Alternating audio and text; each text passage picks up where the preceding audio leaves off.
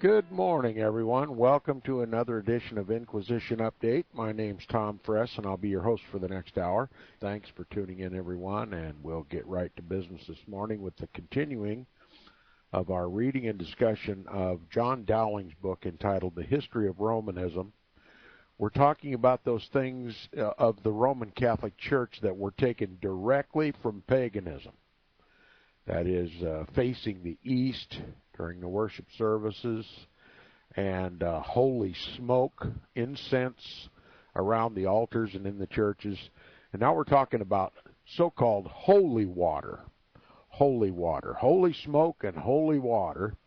And the author says this is one of the most senseless and extraordinary uses of which the papists supply this holy water is the sprinkling and blessing of horses, mules, and asses on the festival of St. Anthony, observed annually on the 17th of January. Kind of makes you wonder, why Jesus didn't summon a Roman Catholic priest to splash the colt upon which he rode into Jerusalem just before his crucifixion. Thank God there were no Roman Catholic churches at the time, no Roman Catholic priests, or Jesus' colt might have stumbled and dumped him out on the way without the blessing of the priest. But it didn't happen that way, and it shouldn't happen that way today either. There's no such thing as holy water. There's no such thing as a holy priest except Jesus. And there's no use in splattering horses, mules, and asses unless they're dirty and need a bath. But the Roman Catholic Church makes much ado about the priests splattering holy water on horses, mules, and asses so that they maintain their health and don't fall into a ditch and break a leg or something. And since today, of course, we no longer ride horses, mules, and asses, we don't go to war on horses, mules, and asses anymore, and we don't need the priest's blessing on our horses, mules, and asses. What good is the priest? Well, he splatters his holy water on our tanks and our airplanes and our guns, our battle weapons. That's exactly what Cardinal Spellman did during the Vietnam War, as we saw in Avro Manhattan's book, Vietnam, Why Did We Go? The priests of Rome still maintain that on the Feast of St. Anthony, the patron saint of animals, that once the priest blesses this animal, he is availed to the benefits of the former St. Anthony. That Anthony will intercede for the animals and help them and strengthen them and preserve them and protect them from harm. And so Cardinal Spellman did the same thing for our tanks and our airplanes and our weapons during the Vietnam War. He said, on the day the inhabitants of the city of Rome and vicinity sent their horses, etc., decked with ribands to the convent of St. Anthony, which is situated near the church of St. Mary the Great. The priest, in his sacerdotal garments, which are derived from paganism too, stands at the church door with a large sprinkling brush in his hands, and as animal is presented to him, he takes off his skull cap, mutters a few words in Latin, intimating that through the merits of this blessing, St. Anthony, a blessing from St. Anthony, they are to be preserved for the coming year from sickness and death, famine and danger. And then he dips his brush in a huge bucket of holy water that stands beside him and sprinkles them in the name of the Father, the Son, and the Holy Ghost. The priest receives a fee. Here's the kicker. You think holy water is free? The priest receives a fee for sprinkling each animal.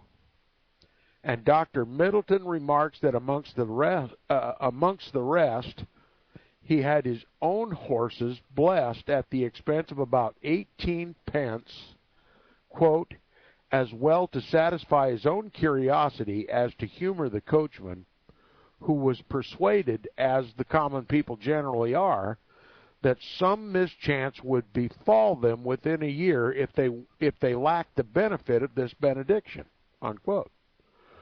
So Dr. Middleton's coachman reiterated what all Roman Catholics are taught, that if your horse doesn't receive this benediction from the priest, the sprinkling of water on St. Anthony's Day, he's liable to fall down and break a leg. Okay, and you got to pay the priest for his holy water. He adds, a revenue is thus provided sufficient for the maintenance of 40 or 50 of the lazy drones called monks. So there's the Pope's mischief makers. The monks are the ones who end up benefiting from all the money that is raised by the blessing of animals. The splattering of water of animals. It's used to help support a monastery. So the Pope's mischief makers can continue their business behind closed doors. In the name of Christ, obviously. Now, sometimes the visitor at Rome will see a splendid equipage, that is, a large chariot, drive up attended by outriders in elegant livery, and have the horses thus sprinkled with holy water, all the people remaining uncovered. That's right, they're supposed to take off their hats when they sprinkle the horses. They remain uncovered till the absurd and disgusting ceremony is over. On one occasion, a traveler observed a countryman whose beast, having received the holy water, set off from the church door at a gallop, but had scarcely gone 100 yards before the ungainly animal tumbled down with him, and over its head he rolled into the dust. He soon, however, arose, and so did the horse, without either seeming to have sustained much injury. The priest looked on, and though his blessing had failed, he was not out of countenance, while some of the bystanders said that but for it, that is, the priest's blessing of holy water, the horse and the rider might have broken their necks. All of this is straight out of paganism. Is there ever one example in the Bible of a priest of God splattering holy water on animals? This is straight out of paganism.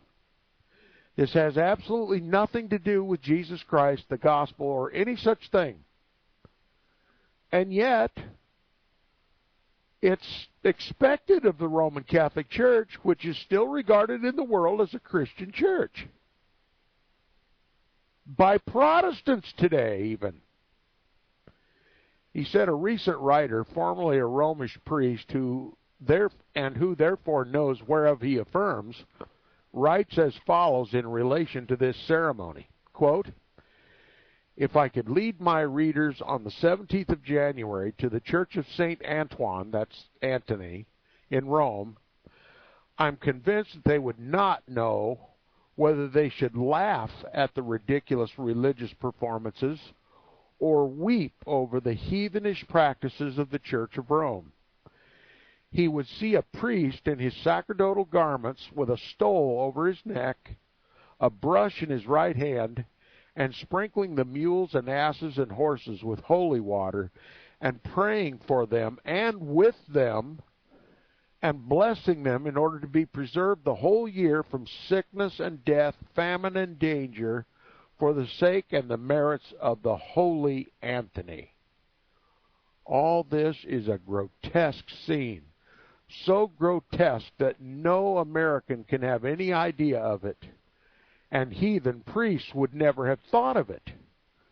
Add to that the great mass of the people, the kickings of the mules, the meetings of the lovers, the neighings of the horses and melodious voices of the asses, the shoutings of the multitude, and mockings of the Protestants who reside in Rome, and you have a spectacle which would be new, entirely new, not only to American Protestants, but for the heathens themselves, and must be abominable in the eyes of God. But enough. The subject is too serious.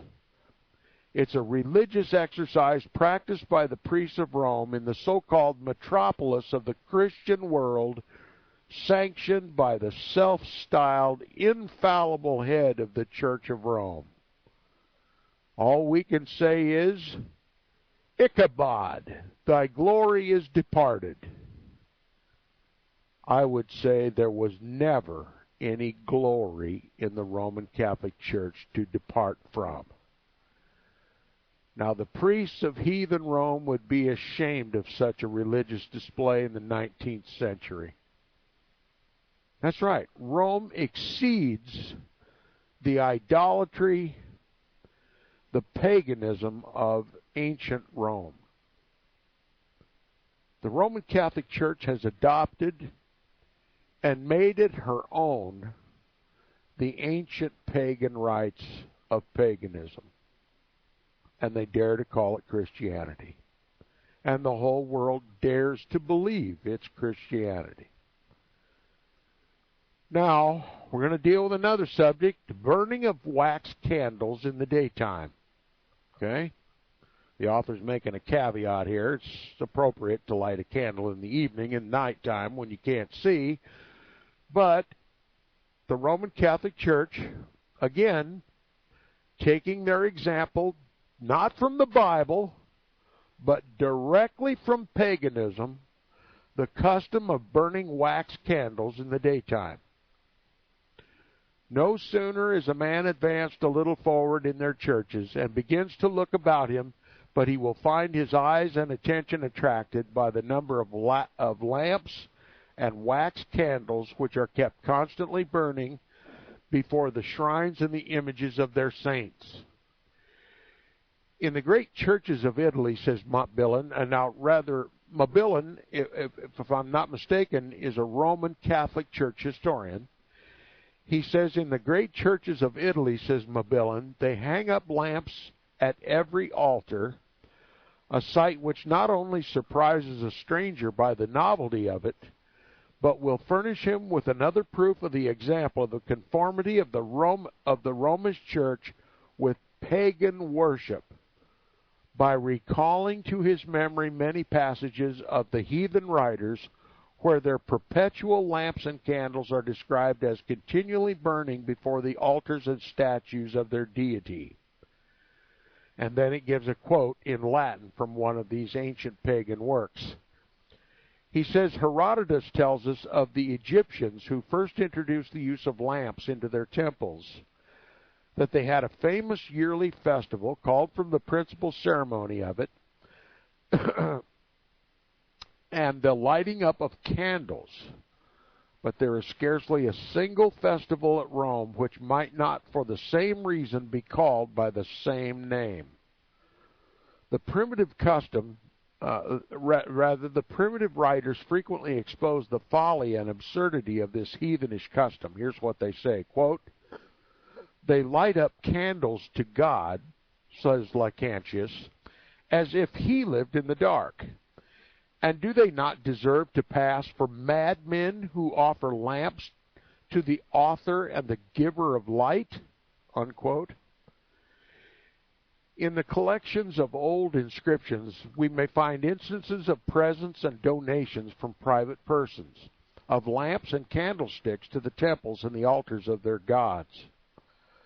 A piece of zeal which continues still the same in modern Rome, where each church abounds with lamps and lamps of massive silver and sometimes even of gold, the gifts of princes and other persons of distinction, and it is surprising to see how great a number of this kind are perpetually before the altars of their principal saints or miraculous images, as Saint Anthony of Padua or the Lady of Loreto, as well as the vast profusion of wax candles with which their churches are illuminated on every great festival, when the high altar, covered with gold and silver plate, brought out of their treasuries and stuck full of wax lights, disposed in beautiful figures, looks more like the rich sideboard of some great prince dressed out for a feast than an altar to pay divine worship at. Elaborate verbal description of what would be instantly recognized in the pagan world as a pagan temple. That's what is common in the Roman Catholic churches around the world. It's to be seen and witnessed by anyone who cares to take the time to do it. It makes you wonder how many of the ecumenical evangeli-belly churches who have signed documents of agreement and capitulation to the Roman Catholic Church have taken 5 minutes of their time just to walk into one of their temples and to see the pagan origin of virtually everything that takes place inside. You know, they are uniting Christ with paganism. They are reducing the name of Christ to that of man-made images and idols. And God will not have it. History, biblical history, reveals the terror that comes upon God's people when they dare to do such things as to reduce the incorruptible God into images made like unto corruptible man and birds and four-footed beasts and creeping things, to mix the God of creation with the creation of men's own hands. There's a day of reckoning coming in the Christian world. And part of that reckoning, a great part of that reckoning, will be because we mixed the holy with the profane. We caused Christ to share space with the Roman Catholic Pope and all of his images and idols, all of his paganism. Christians have done this, and there's a reckoning coming. Now we're going to look at the fifth article of the Roman Catholic Church that has come directly from paganism. Votive gifts and offerings. The author says, but a stranger will not be more surprised at the number of lamps and wax lights burning before their altars than the number of offerings and votive gifts which are hanging all around them in consequence of vows made in the time of danger and in gratitude for deliverance and cures wrought in sickness and distress, a practice so common among the heathens that no one custom of antiquity is so frequently mentioned by all the writers, and many of their original donaria, or votive offerings, are preserved to this day in the cabinets and curios, images of metal, stone, and clay, as well as legs, arms, and other parts of the body, which had formerly been hung up in their temples in testimony of some divine favor or cure effected by the titular deity in that particular member.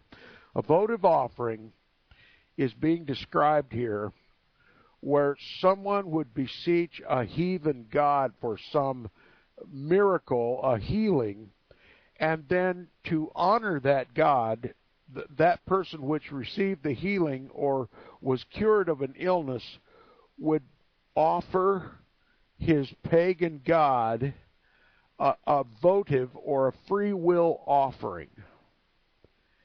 And many times it would be a handmade waxed image or three-dimensional body part.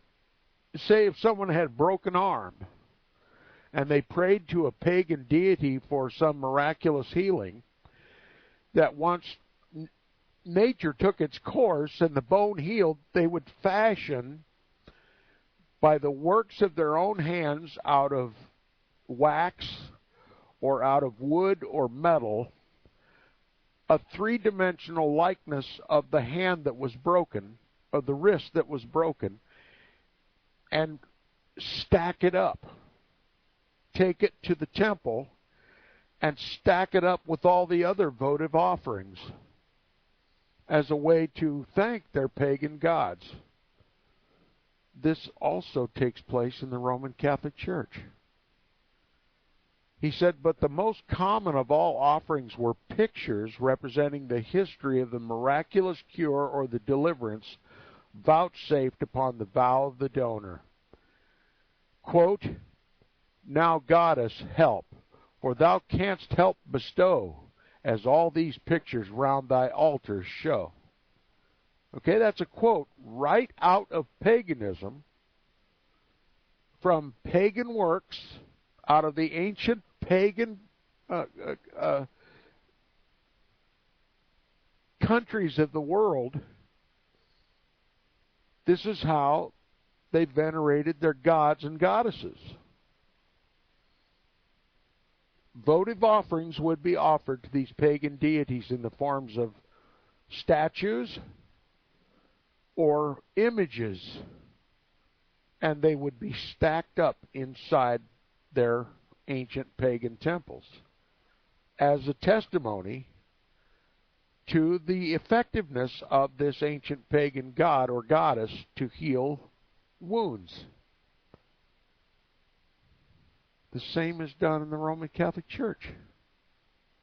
You can go to YouTube and begin a research on idolatry in the Roman Catholic Church, and you will see all this for yourself. Chapels alongside roads where people would stop to pray to the Virgin Mary or some saint of the Roman Catholic Church. And outside the chapel will be votive offerings, pictures, candles, little baby doll type structures, handmade, all given as gifts to the patron saint of the chapel next to the road. I mean, and ever so often they've got to come along with something to collect all these votive offerings to get them off the road, or they become a hazard themselves. Now, one can only imagine what they do with all these votive offerings after they pick them up and haul them away, but you can bet they find some way to benefit the Roman Catholic Church financially. Now he continues, he says, a friend of Diagoras, the philosopher, called the atheist, having found him once in a temple, as a story is told by Cicero, quote, you say, you, says he, who think the gods take no notice of human affairs, do you not see here by this number of pictures how many people, for the sake of their vows, have been saved in storms at sea and got safe into harbor, unquote? Yes, says Diagoras, I see how it is. For those who never painted, who happen to, for those are never painted who happen to be drowned, unquote.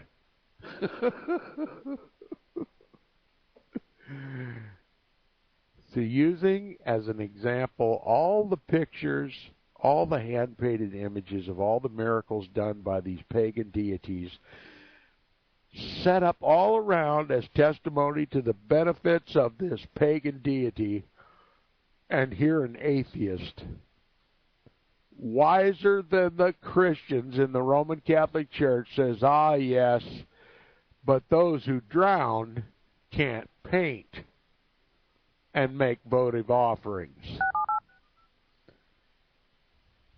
Atheists have more sense than the Roman Catholic. Atheists have more sense than pagans. Now, I'm not advocating atheism, obviously, as some might evilly charge of me.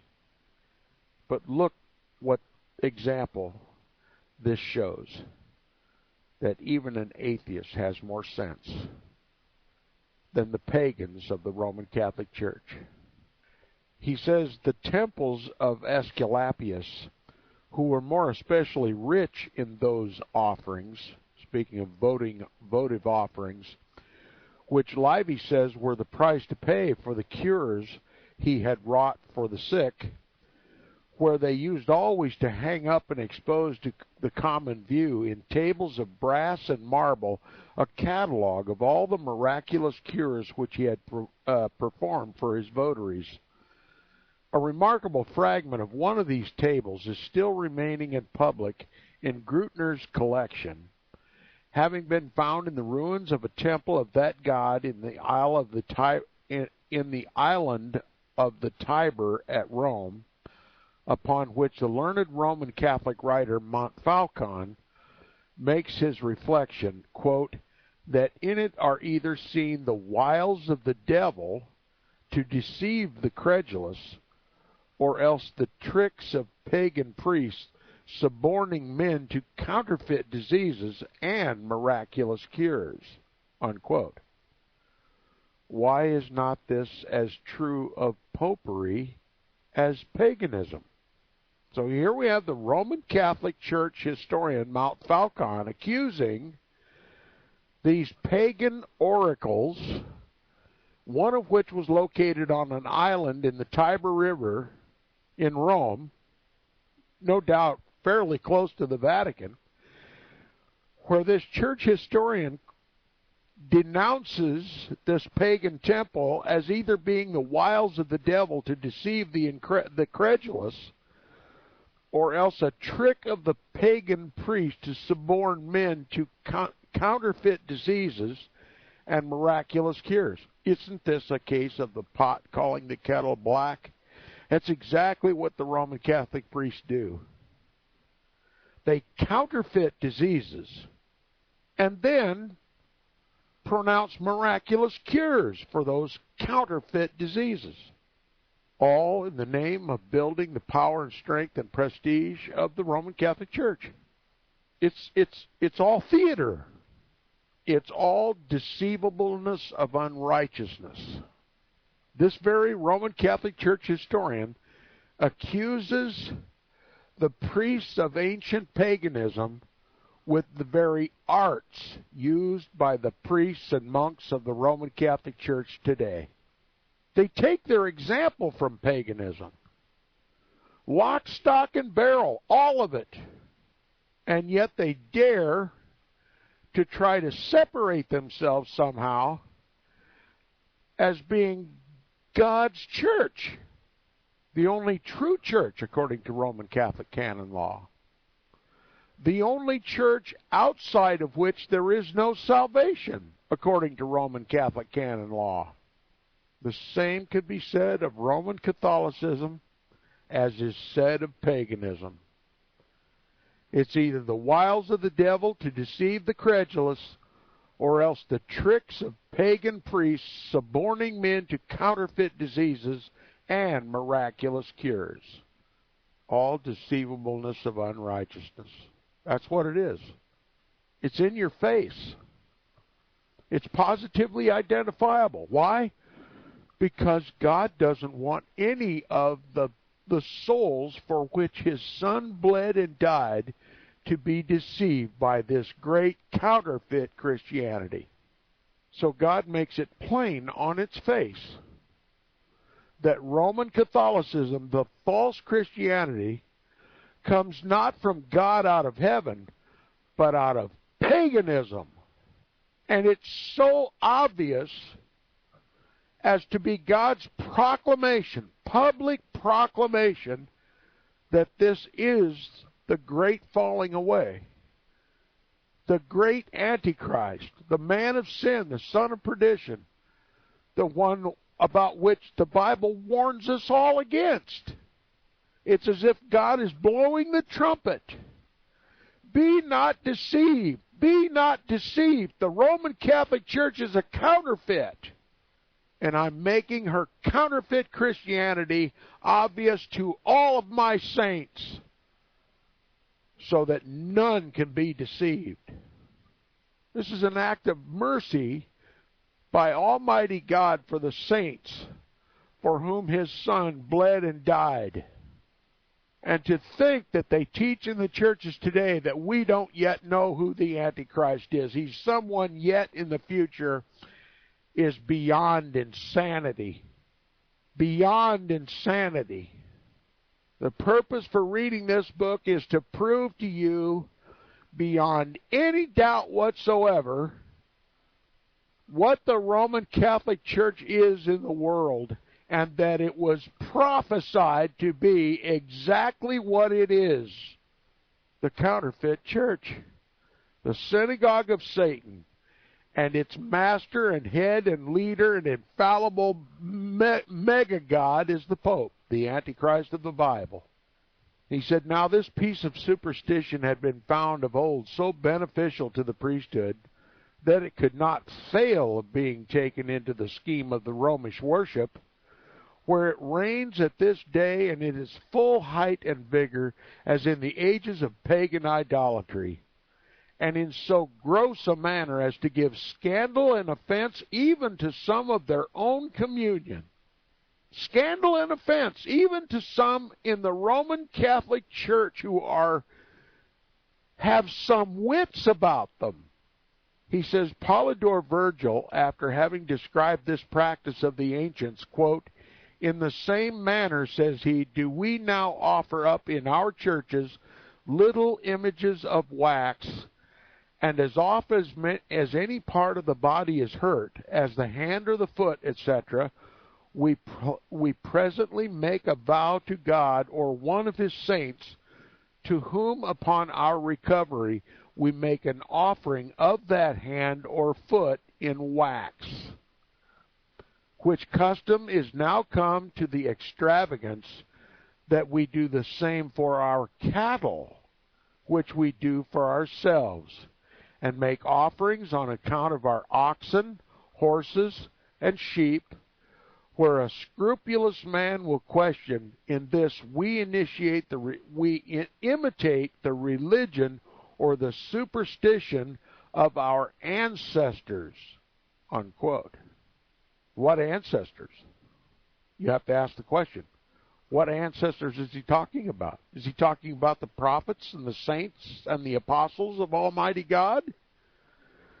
What example in the Bible are they following?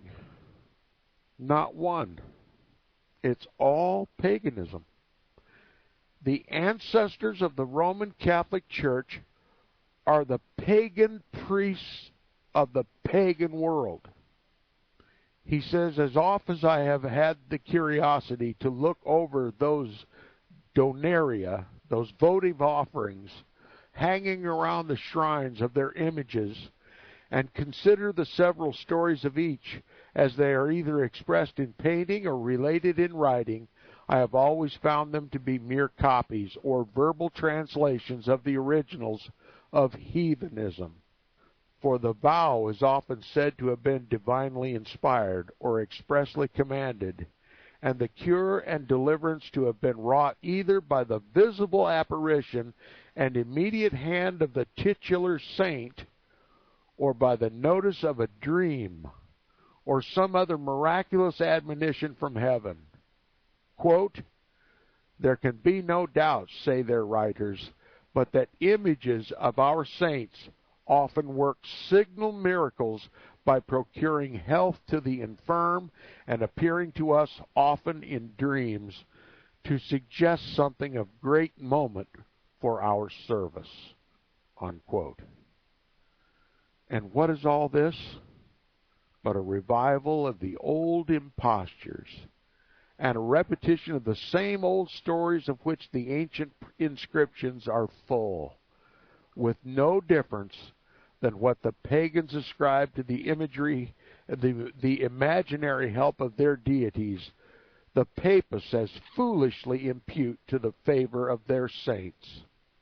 Whether the reflection of the Father Montfalcon on the pagan priests mentioned above be not, in the very same case, as justly applicable to the Roman priests, I must leave to the judgment of my reader. You judge. Is there any difference between the ancient priests of paganism and the modern priests of Rome? Can you name any difference? Number 6, the adoration of idols or images. When a man is once engaged in reflections of this kind, imagining himself in some heathen temple, and expecting, as it were, some sacrifice or other piece of paganism to ensue, he will not be long in suspense before he sees the finishing act and last scene of genuine idolatry in crowds of bigot votaries prostrating themselves before some image of wood or stone and paying divine honor to an idol of their own erecting. Should they squabble with us here about the meaning of the word idol, Jerome has determined it to be the very case in question, telling us that by idols are to be understood the images of the dead. Okay? Images of the dead. Isn't that what you find in every Roman Catholic church? Images of the dead lined up all around in the Roman Catholic churches and cathedrals, high up so that everyone can see, in little niches formed into the walls, recessed into the walls, and lit by elaborate lighting, are the images of the dead, saints of the Roman Catholic Church. That's what's being described in paganism. Is there any difference? Virtually none. He says, and the worshippers of such images are used always in the style of the fathers as terms synonymous and equivalent to heathens and pagans. As to the practice itself, it was condemned by many of the wisest heathens, and for several ages, even in pagan Rome, was thought impious and detestable. For Numa, we find, prohibited it in the old Romans, nor would suffer any images in their temples, which constitution they observed religiously, says Plutarch, for the first 170 years of the city. Okay? For the first 170 years of the city of Rome, you were in big trouble if you caught worshiping an image or an idol. That's a piece of history I'm not familiar with. He says, but as image worship was thought abominable even by some pagan princes, so by some of the Christian emperors it was forbidden on pain of death, not because those images were the representations of demons or false gods, but because they were vain, senseless idols, the work of men's hands, and for that reason unworthy of any honor. And all the instances and overt acts of such worship, described and condemned by them, are exactly the same with what the papists practice to this day. Lighting up candles, burning incense, hanging up garlands, as may be seen in the law of Theodosius before mentioned, which confiscates that house or land where any such act of Gentile superstition had been committed. Those princes who were influenced, we may suppose, in their constitutions of this sort by the advice of their bishops, did not think paganism abolished till the adoration of images was utterly extirpated, which was reckoned always the principle of those Gentile rites that agreeably to the sense of the purest ages of Christianity are never mentioned in the imperial laws without the epithets of profane, damnable, and impious, etc. So if imagery and idolatry was damnable, profane, and impious by Christians and early Romans alike, why is it now called Christianity in the Roman Catholic Church? The author is making it obvious that there are times in the ancient pagan past, the ancient heathen past, where that which is accepted as acceptable worship to the divine Creator, imagery and idolatry, would be grounds for destruction of every Roman Catholic Church. I find this incredible. And here we are in our generation, in the 21st century, not only no longer denounce such idolatry and imagery, that which is forbidden in the Scriptures, but we dare to call it Christianity and even to unite with it. Over and over and over again, I condemn the ecumenical movement. I condemn futurism, which has brought it all about, and we need to return to the Protestant understanding of Bible prophecy and Protestant teaching and renounce the idolatries and imagery of the Roman Catholic Church as even an insult to heathens, and cease this day from continuing to blaspheme the name of Christ by calling Roman Catholicism Christianity. The author continues, he says, "What opinion then can we have of the present practice of the Church of Rome, but that by a change only of the name, they have found means to retain the thing." Not only to retain imagery and idolatry, but to call it Christianity. And by substituting their saints in the place of the old demigods, have but set up idols of their own instead of those of their forefathers, in which it is hard to say whether the assurance of their address is more to be admired, who have the face to make that the principal part of the Christian worship, which the first Christians looked upon as the most criminal part even of paganism, and have found means to extract gain and great revenues out of a practice which in primitive times would have cost a man both his life and his estate. You understand what the author just said?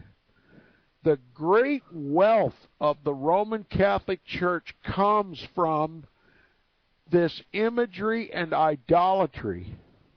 The great incalculable wealth of the Roman Catholic Church today comes from the practice of what in the first century Christianity, and even at periods during the Gentile history, would have been grounds for destruction and confiscation.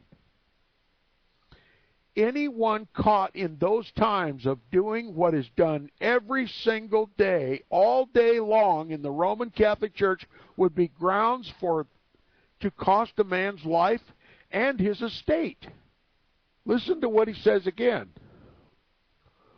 What opinion, then, can we have of the present practice of the Church of Rome, but that by a change of name only, they have found means to retain the thing, and by substituting their saints in the place of the old demigods, have but set up idols of their own instead of those of their forefathers, in which it is hard to say whether their assurance of their address is more to be admired, who have the face to make that the principal part of the Christian worship, which the first Christians looked upon as the most criminal part of paganism, and have found means to extract gain and great revenues out of a practice which in primitive times would have cost a man both his life and his estate.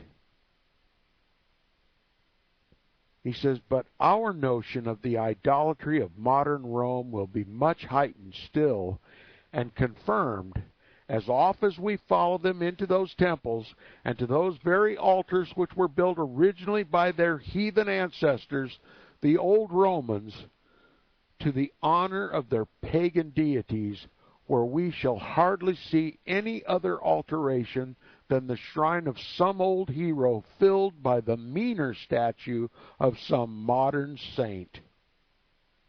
Nay, they have not always, as I am well informed, given themselves to the trouble of making even this change, but have been content sometimes to take up with the old image just as they found it, after baptizing it only, as it were, or consecrating it anew by the imposition of a Christian name. What the author's telling you is, in the Roman Catholic Church, they even dispensed with making their own images and idols, and they just went to the old pagan temples and took the images and idols that were in those old pagan temples, brought them into the Roman Catholic Church, splattered a little holy water on them, and decked them up in Roman Catholic garb, and just named them after a Roman Catholic saint.